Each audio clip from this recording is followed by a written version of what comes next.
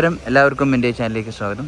ഇപ്പം ഇന്നത്തെ വിഷയം ഈ പൂർവ്വജന്മം അങ്ങനെ അല്ലെങ്കിൽ മുൻജന്മം ഇങ്ങനെയൊക്കെ ഇത് ഉണ്ടോ, അല്ലെങ്കിൽ അത് ഉണ്ടെങ്കിൽ തന്നെ ഈ ജന്മത്തിലുള്ള പുണ്യം അടുത്ത ജന്മത്തിലേക്ക്, ഈ ജന്മത്തിലെ പാപം അടുത്ത ജന്മത്തിൽ, അല്ലെങ്കിൽ നമ്മുടെ കഴിഞ്ഞ ജന്മത്തിലെ പാപങ്ങളാണ് ഈ ജന്മം അനുഭവിക്കുന്നതൊക്കെ പറഞ്ഞാൽ ശരിക്കുള്ളതാണ്. ഇപ്പം നമ്മളിപ്പോൾ ഈ ക്യാരി ഫോർവേഡ് എന്നൊരു സാധനം ഉണ്ടല്ലോ, പാപം പുണ്യം. മനുഷ്യന് ബോഡി ഉണ്ടെങ്കിലേ ഇതൊക്കെ ക്യാരി ഫോർവേഡ് ചെയ്യുന്നുള്ളൂ ഞാൻ കഴിഞ്ഞ വീഡിയോയിൽ പറഞ്ഞിട്ടുണ്ട്. കാരണം നമുക്ക് ഓർമ്മ, ബ്രെയിനൊക്കെ വേണം അല്ലേ? ബ്രെയിൻ ഉണ്ടെങ്കിൽ നമുക്ക് ഓർത്തെടുക്കാൻ പറ്റും. ഹാർട്ട് ഉണ്ടെങ്കിൽ ഈ ഫീലിങ്സും അങ്ങനെ മനസ്സ്, അതൊക്കെ ഉപകരണവും ബോഡി ഉണ്ടെങ്കിൽ നമുക്കിത് ഫീലിങ്ങും അതൊക്കെ ഇത് ട്രാൻസ്ഫർ ആവുള്ളൂ. പക്ഷേ ഈ മരിച്ചു കഴിഞ്ഞാൽ, അല്ലെങ്കിൽ അപ്പോൾ ഈ ആത്മാവിന് ഇതൊന്നുമില്ല, ബോഡിയില്ല, ഉപകരണവുമില്ല, ഒന്നുമില്ല, അതിന് ബ്രെയിനില്ല. അപ്പം ബ്രെയിൻ ഇല്ലാതെ ഇതെങ്ങനെ ഇത് ട്രാൻസ്ഫർ ആവുന്നു? ആത്മാവിന് ഒന്നുമില്ല, ഒരു രൂപവുമില്ല, ഭാവവുമില്ല, ഒന്നുമില്ല, അത് നാശരഹിതമാണ്. ഒക്കെ ശരിയാണ്. പക്ഷെ ഇതെങ്ങനെ അപ്പോൾ അതിൽ പറയുന്നത് ആവരണം ഉണ്ടാവും. ആവരണം എന്നൊരു കോട്ടിങ് രൂപത്തിൽ, ആത്മീയതയിൽ ആ ആവരണത്തിൻ്റെ പേര് വാസന എന്ന്. അപ്പോൾ ആ വാസന രൂപത്തിലാണ് ഇത് ക്യാരി ഫോർവേഡ് എന്ന് പറയുന്നത്. ആ വാസനയിൽ എന്തൊക്കെ കഴിഞ്ഞ ജന്മത്തിൽ പാപം ചെയ്തു, നിങ്ങളാണ് കഴിഞ്ഞ ജന്മത്തിൽ ചെയ്തത്, ഇതൊക്കെ ഈ ജന്മത്തിൽ വരികയും അങ്ങനെ എല്ലാ പാപങ്ങളും തീർത്തതിന് ശേഷം ഈശ്വരപ്രാപ്തി നേടുമെന്നാണ്. പക്ഷെ അതിൻ്റെ ഒരു എല്ലാവരും പറയുന്ന ഒരു കാര്യം എന്ന് വെച്ച് കഴിഞ്ഞാൽ, ഇത് ക്യാരി ഫോർവേഡ് ചെയ്യുമോ ഇല്ലയോ എന്നുള്ളതാണ്. കാരണം ഈ ആത്മാവിന് ഒരു രൂപവും ഷേപ്പും ഒന്നും ഇല്ലാത്തത്, പിന്നെ അതിന് നമ്മുടെ ബോഡിയിൽ കയറുമ്പോഴാണല്ലോ ഓരോ പേരും വരെ, ആത്മാവിന് പേര് വരെ വരുന്നത്, ഒരു ഐഡൻറ്റിറ്റി വരുന്നത് ബോഡിയിലാണ്. അല്ലാതെ ആത്മാവിന് ഐഡൻറ്റിറ്റി ഇല്ല എന്നുള്ളതെന്നാണ് ഇത് എനിക്ക് തോന്നുന്നു. കാരണം പക്ഷേ എന്നാലും ചില അതിൽ തെറ്റെന്ന് വെച്ചാൽ, അങ്ങനെ വാസനാരൂപത്തിൽ വരുന്നില്ലെങ്കിൽ ഒരുപാട് ജന്മങ്ങൾ ജനിച്ചപാട് ഒരുപാട് മോശ രീതിയിലാണ് ജനിക്കുന്നത്. ചിലവർ മന്ദബുദ്ധിയായി ജനിക്കുന്നു, ചിലവർ കണ്ണില്ലാതെയും ഒരുപാട് ദുരിതങ്ങൾ, ചിലവർ വളരെ മോശം അവസ്ഥയിൽ ജനിക്കുന്നു, ഒരുപാട് തെറ്റുകളുടെ ഇടയിൽ ജനിച്ചിട്ട് ദുരിതങ്ങൾക്കിടയിൽ ജീവിച്ച് ഒരു തെറ്റും ചെയ്യാത്ത കുഞ്ഞു പാവകളൊക്കെ എങ്ങനെ ഇത്രയും മോശം ജീവിതം ജീവിക്കേണ്ടി വരുന്നു? എന്നാൽ ചില നല്ല ജന്മത്തിൽ ജനിച്ചപ്പോൾ നല്ലൊരു ആളുകളെ കുടുംബത്തിൽ ജനിച്ചിട്ട് ചിലവർ സുഖമായി ജീവിക്കുന്നു. അപ്പോൾ അതിന് നീതി ന്യായമില്ലേ? ചില ജന്മങ്ങൾ കഷ്ടപ്പെട്ടും ദുഃഖിച്ചുകൊണ്ടും അപ്പോൾ അതെങ്ങനെ? അപ്പം തീർച്ചയായിട്ടും പലവരും പറഞ്ഞ അത് കഴിഞ്ഞ ജന്മത്തിലെ പാപം ഈ ജന്മത്തിൽ വരുന്നതാണ്, അതുകൊണ്ടാണ്, അല്ലെങ്കിൽ അച്ഛനമ്മമാരുടെ പൂർവികരുടെ പാപമാണെന്നൊക്കെ പലവരും പറയുന്നത്. പക്ഷേ എന്തായാലും ക്യാരി ഫോർവേഡ് വാസന രൂപത്തിൽ എന്ന് പറയുമ്പോൾ ഒരു ലെയർ ഉണ്ടോ ആത്മാവിന്? അത് മാത്രം ക്യാരി ഫോർവേഡ് ചെയ്യുന്നുണ്ടോ? എന്നാൽ ഈ ജന്മത്തിൽ അതിൻ്റെ ഓർമ്മകളൊന്നും വരുന്നില്ല. നമുക്ക് ഓർത്തെടുക്കാനുള്ള കഴിവ് നമുക്കില്ല. അങ്ങനെ ഓർത്തെടുത്തിരുന്നെങ്കിൽ എല്ലാവരും ആ കഴിഞ്ഞ ജന്മത്തിലെ കടം തീർക്കാനേ ഈ ജന്മം ബാക്കിയുണ്ടാവുള്ളൂ, പുതിയൊരു കർമ്മം ചെയ്യാനും ബാക്കിയുണ്ടാവില്ല. അതൊക്കെ നമുക്ക് മനസ്സിലായി. പക്ഷേ ഈ ആവരണം എന്നുള്ളൊരു കോൺസെപ്റ്റ് നമ്മളൊരു ലോജിക് പരമായി ചിന്തിച്ചു കഴിഞ്ഞാൽ, ആത്മാവിന് ആവരണം ഒരു കോട്ടിങ്ങും ഒന്നും ഇല്ല. ഐഡൻറ്റിറ്റി ക്യാരി ഫോർവേഡേ ചെയ്യൂലല്ലോ. അങ്ങനെയാണ് ഈ ജന്മത്തിൽ ആ ഐഡൻറ്റിറ്റി ചിലപ്പോൾ പെട്ടെന്ന് വരേണ്ടതാണ്. അപ്പോൾ ഐഡൻറ്റിറ്റി ക്യാരി ഫോർവേഡ് ചെയ്യുന്നുണ്ടോ ഇല്ലയോ എന്നുള്ളത് എനിക്ക് അതാണൊരു സംഘം. അപ്പോൾ അതിന് ഏറ്റവും വലിയ മോശം നേരത്തെ പറഞ്ഞത് ഈ തെറ്റായ ജന്മങ്ങൾ വരുന്നതും ജനിച്ചപാടന്നെ ദുഃഖം അനുഭവിക്കുന്നതുമാണ് ഒരേ ഒരു ഇതിന് തെറ്റ്.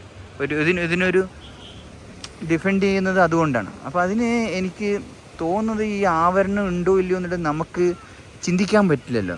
നമ്മൾ ആരും ആത്മാവിനെ കണ്ടിട്ടില്ല അല്ലേ? നമ്മൾ അതിനെ ഫീൽ ചെയ്യാൻ പറ്റുന്നുണ്ട്, എല്ലാ സ്ഥലത്തും ഉണ്ടെന്ന്. പക്ഷെ നമുക്ക് നമ്മുടെ കണ്ണുകൾ കൊണ്ടും നമ്മുടെ ആ പവർ ഇല്ല അത് കാണാൻ.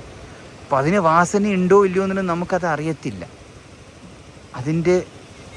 അത് ഇല്ല എന്ന് വാദിക്കുന്നവരോട് എനിക്ക് പറയാനുള്ളത്, നമുക്ക് കാണാത്ത സംഗതി ഇല്ല എന്ന് പറയാൻ പറ്റില്ല.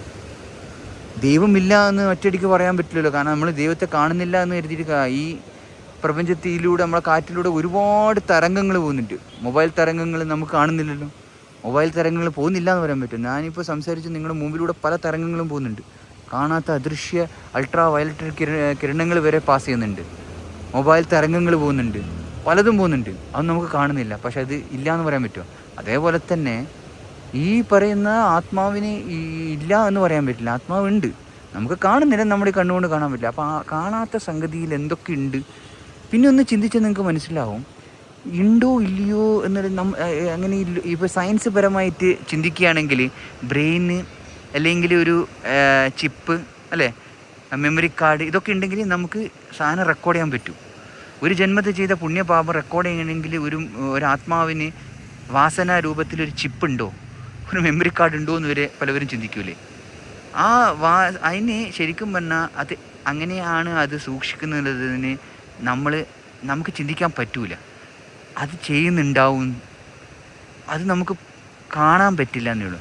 ഇതൊക്കെ കാരണം എന്ന് വെച്ചിട്ടുണ്ടെങ്കിൽ നമുക്കൊന്ന് മനസ്സിലാക്കണം, ഈ പ്രപഞ്ച ശക്തി എന്ന് പറയുന്നത് ഭയങ്കര ശക്തിയാണ്. നമുക്ക് ചിന്തിക്കുന്ന നമ്മുടെ ഈ മെമ്മറി ഉപയോഗിച്ച് എൻ്റെ ഈ തലച്ചോറ് ഉപയോഗിച്ചിട്ട് ഞാൻ ചിന്തിക്കുന്നത് അതുണ്ടാവുമോ ഇല്ലയോ, നമുക്ക് ചിന്തിച്ചാലും കണ്ടുപിടിക്കാൻ പറ്റില്ലല്ലോ. അത് അചിന്തനീയമായ ഒരു ശക്തിയാണ്. ഞാൻ ചോദിക്കട്ടെ, ഇപ്പോൾ എത്രയോ ദൂരത്ത് നിന്ന് ആ സൂര്യൻ്റെ രശ്മികൾ ഇവിടം വരെ എത്താൻ ആ സൂര്യൻ്റെ ഇതിന് പവർ ഉണ്ടെങ്കിൽ ഈ ശക്തികൾക്ക് വാസനാരൂപത്തിൽ ക്യാരി പോകാനുള്ള പവർ ഉണ്ടായിക്കൂടെ? ഉണ്ടാവാം. അത് നമുക്ക് നമ്മുടെ ബുദ്ധി ഉപയോഗിച്ചിട്ട് അത് സങ്കല്പിക്കാൻ പറ്റാത്തതുകൊണ്ടാണ്. കാരണം നമ്മുടെ ബുദ്ധി എന്ന് വെച്ചെന്നാൽ നമ്മൾ മെമ്മറി കാർഡ്, CD ഡ്രൈവ് അതൊക്കെ ഉപയോഗിച്ചിട്ടാണ് ഈ പറയുന്ന പാട്ടുകളൊക്കെ റെക്കോർഡ് ചെയ്തിട്ട് ഒരു സ്ഥലത്ത് നിന്ന് വേറെ സ്ഥലത്ത് എത്തിക്കുന്നത്. നമ്മുടെ ബ്രെയിനിൽ സൂക്ഷിച്ചിട്ടാണ് നമ്മൾ പല കാര്യങ്ങളും വേറെ ആളോട് പറയുന്നത്. അല്ലാതെ നമുക്ക് ഈ ഇൻഫർമേഷൻ സ്റ്റോർ ചെയ്യാൻ പേപ്പർ, മെമ്മറി കാർഡ്, മെമ്മറി, നമ്മുടെ തലച്ചോറ്, ഇത്രയും നമുക്ക് ചിന്തിക്കാൻ പറ്റുന്നുള്ളൂ. ഇതുവഴിയേ നമുക്ക് ഒരു ഇൻഫർമേഷൻ പാസ് ചെയ്യാൻ നമുക്കറിയുള്ളൂ. പക്ഷേ അതിന് ഭയങ്കര ശക്തി ഉണ്ടെങ്കിലോ, ഈ അടുത്താണ് മെമ്മറി കാർഡിലൂടെ ഇൻഫർമേഷൻ പാസ് ചെയ്യാന്നുള്ളത് കണ്ടുപിടിച്ചത് അല്ലേ. ചിപ്പ്, മെമ്മറി കാർഡ് ഇതൊക്കെ കണ്ടുപിടിച്ചത് ഇപ്പോൾ എടുത്താൽ. അതിന് മുമ്പ് കാസറ്റായിരുന്നു. ആ കാസറ്റുള്ള യുഗത്തിൽ, CD ഉള്ള യുഗത്തിൽ ഇങ്ങനെ മെമ്മറി കാർഡ് ഉണ്ടെന്ന് ആരെങ്കിലും പറഞ്ഞു കഴിഞ്ഞാൽ നമുക്ക് ചിന്തിക്കാൻ പറ്റുമോ? അപ്പോൾ ഇനി വേറെ ഒരു സാധനത്തിലൂടെ, ഇലയിലൂടെയോ പല അങ്ങനെ എന്താ പറയുക, ഇത് ഒന്നുമില്ലാതെ ഇപ്പോൾ ക്ലൗഡ് കമ്പ്യൂട്ടിങ് വഴി നമുക്ക് ഒരു മെമ്മറി കാർഡ് ഇല്ലാതെ ഒരു ആകാശത്ത് ക്ലൗഡ് കമ്പ്യൂട്ടിങ് ഇൻഫർമേഷൻ സൂക്ഷിക്കാൻ പറ്റുന്നുണ്ടല്ലോ. അപ്പോൾ കുറച്ച് പോയി എന്ത് വിധേനയും ഏത് രൂപത്തിലും നമുക്ക് ചിന്തിക്കാവുന്നതിനപ്പുറം ചിലപ്പോൾ മനുഷ്യൻ കണ്ടുപിടിച്ചെന്ന് വരും അല്ലേ. മനുഷ്യൻ പല പുതിയ അപ്പോൾ കണ്ടുപിടിക്കുന്നതോറും നമ്മുടെ വിവരം കൂടി വരുന്നു. അപ്പോൾ ആ ആത്മശക്തിക്ക് ഓൾറെഡി എത്രയോ നമ്മൾ മനുഷ്യൻ കണ്ടുപിടിക്കുന്ന എത്രയോ വർഷം മുമ്പ് ഈ ഡാറ്റ ട്രാൻസ്ഫർ ചെയ്യുന്നുണ്ട്. അപ്പം നമ്മൾക്ക് അത് ചിന്തിക്കാൻ പറ്റൂല. നമുക്ക് നമ്മുടെ കഴിവ് ഉപയോഗിച്ചിട്ട് നമ്മുടെ കഴിവുള്ള നമ്മുടെ തലയിലുള്ള ഇൻഫർമേഷൻ വെച്ചിട്ടാണ് നമ്മളിത് ഊഹിക്കുന്നത്. ഇങ്ങനെയാണോ, ഇങ്ങനെ ആയിരിക്കും, അങ്ങനെ ഈ ആത്മാവിന് ആവരണം ഉണ്ടോ, അങ്ങനെ ഉണ്ടാവാൻ ചാൻസ് ഇല്ലല്ലോ എന്നുള്ളത്. ആവരണം ഇല്ലയെന്ന് ഞാൻ നേരത്തെ പറയാൻ കാരണം വെച്ചാൽ ഒരു ആത്മാവിന് ഐഡൻറ്റിറ്റി ഇല്ല. ഒരു ആത്മാവ് ഒരു ബോഡി കയറുമ്പോൾ ഒരു ഐഡൻറ്റിറ്റി വരുന്നത്, വേറെ ബോഡി കയറുമ്പോൾ വേറെ ഐഡൻറ്റിറ്റി ആയി. അതേ ആത്മാവ് തന്നെയായിരിക്കും ബോഡി മാറി വേറെ ഐഡൻറ്റിറ്റി എത്തുന്നത്.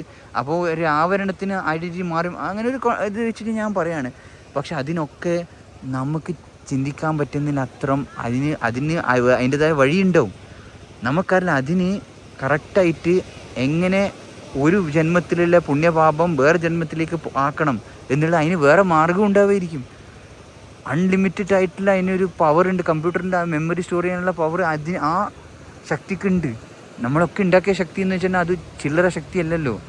ഇത്രയും ജീവജാലങ്ങളെ കൺട്രോൾ ചെയ്യുകയും ഇതിനെയൊക്കെ നിയന്ത്രിച്ച് കൊണ്ടുപോവുകയും ഭൂമിയടക്കം പല സോളാർ സിസ്റ്റവും കൊണ്ട് നടക്കുകയും ചെയ്യുന്ന അതിൻ്റെ മെമ്മറി, അതിൻ്റെ CPU, അതിൻ്റെ കമ്പ്യൂട്ടറിൻ്റെ ലെവൽ എന്ന് പറയുന്നത് നമുക്ക് ചിന്തിക്കാൻ പറ്റും. നമുക്കത് ചിന്തിച്ചിട്ട് കാര്യമില്ല. പക്ഷെ യഥാർത്ഥത്തിൽ നമ്മളിപ്പോൾ ചെയ്യേണ്ടത് അതിനെക്കുറിച്ച് ചിന്തിക്കുകയല്ല ചെയ്യേണ്ടത്.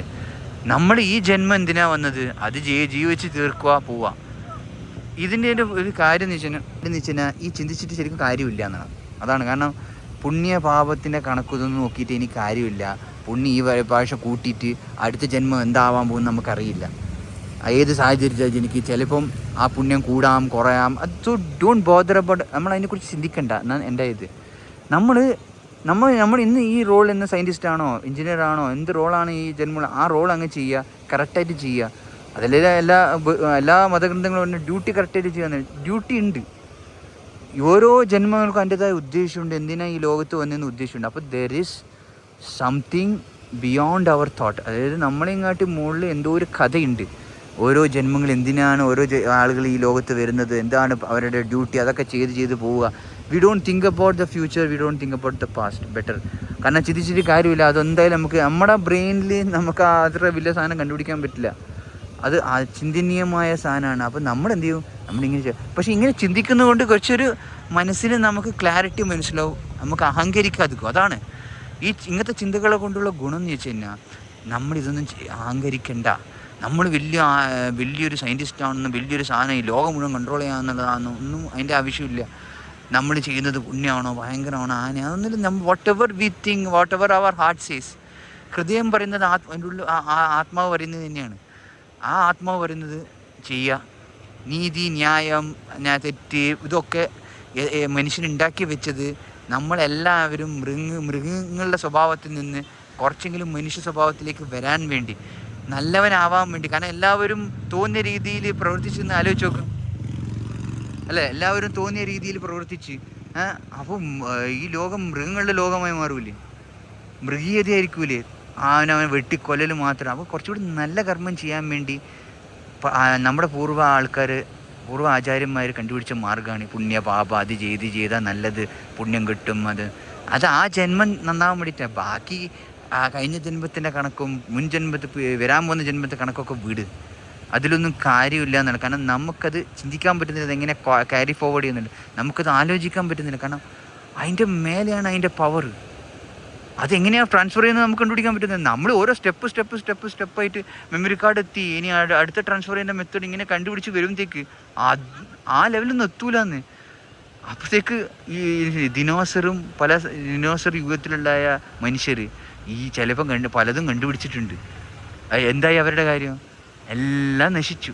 അതാണ് ഇതിൻ്റെ കുഴപ്പം. എപ്പോൾ നമുക്ക് പ്രകൃതി ശക്തിൻ്റെ കണ്ടുപിടുത്തത്തിലേക്ക് എത്തുന്നോ പ്രകൃതി അതെല്ലാം ഇല്ലാതാക്കും. കാരണം ഒന്ന് മനസ്സിലാക്കുക, ഇതിനെ കൺട്രോൾ ചെയ്യുന്ന ശക്തി നമുക്ക് മനുഷ്യന് മനസ്സിലായി കഴിഞ്ഞാൽ അന്ന് തീരും ഈ പ്രകൃതി ശക്തിയുടേത്.